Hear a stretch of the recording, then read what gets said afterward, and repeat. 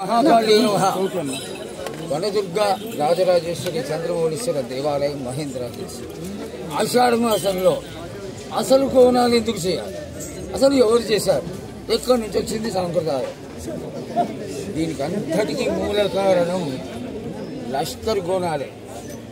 లష్కర్ గోనాలు ఉద్భవించడానికి ముఖ్యమైన కారణం ఆర్మీ గేరర్లు,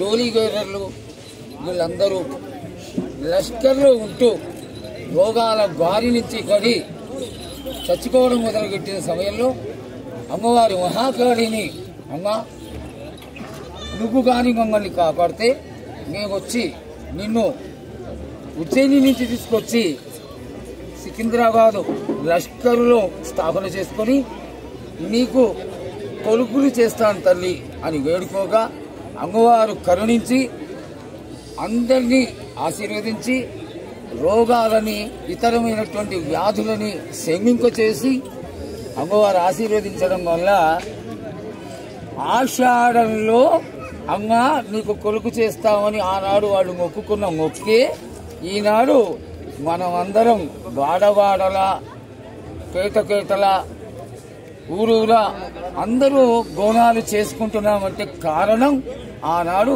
వాళ్ళు ఆషాఢ మాసంలో అమ్మవారిని తీసుకొచ్చి స్థాపన చేసి మొట్టమొదటి ఆదివారం నాడు లష్కరులో అమ్మవారిని ఎదుర్కొచ్చి 15వ రోజున పండగ చేసి 16వ రోజున వాళ్ళ అత్తవారిని పంపించడం అనేది ఒక సాంప్రదాయంగా అయిపోయింది. అయితే ఇది వేడుక, ఒక శాస్త్రీయమైనటువంటి పండగ కాదు ఇది.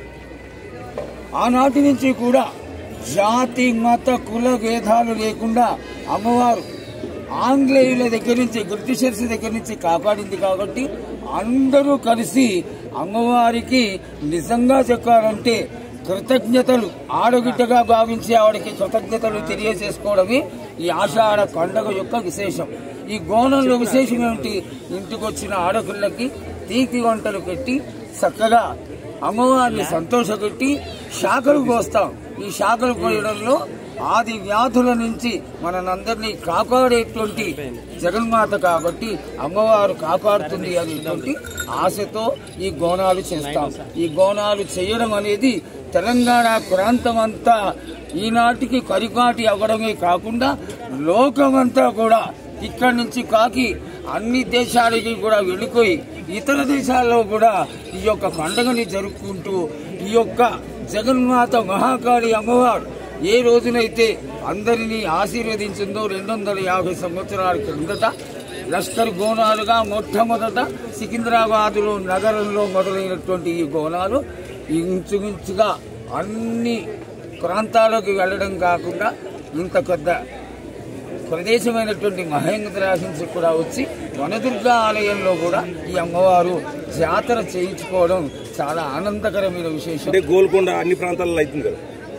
గోల్కొండ ఇవన్నీ కూడా మొట్టమొదట మొదలుపెట్టిన మహాకాళి లష్కర్ గోనాల పండుగ నుంచి విస్తారమైనవి.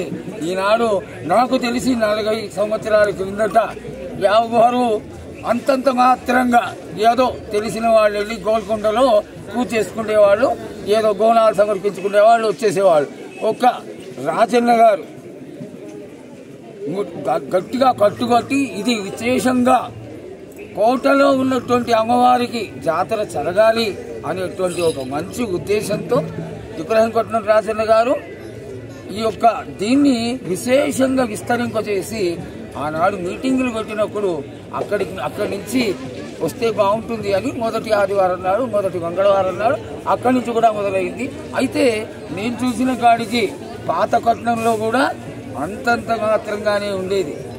తెలంగాణలో లష్కర్లో సికింద్రాబాదులో జరిగినటువంటి విస్తారమైనటువంటి జాతర కనీసం 40-50 కడహార గండ్లతో ఇంచుమించుగా 40-50 లక్షల మందితో అత్యద్భుతంగా తెల్లవారుజామున అమ్మవారికి మహామంగళహారతితో మొదలై లక్షల కొబ్బరికాయలు పగలడం, వేలకు వేలు గోనాలు రావడం, ఇంచుమించుగా చెప్పాలంటే తెల్లవారుజామున మొదలైనటువంటి గోనాలు ఇంచుమించుగా రాత్రి 7:30-8 గంటల వరకు అట్లా వస్తూనే ఉంటాయి. అటువంటి ఏకైక ప్రదేశం సికింద్రాబాద్ మహాకాళి దేవస్థానమే.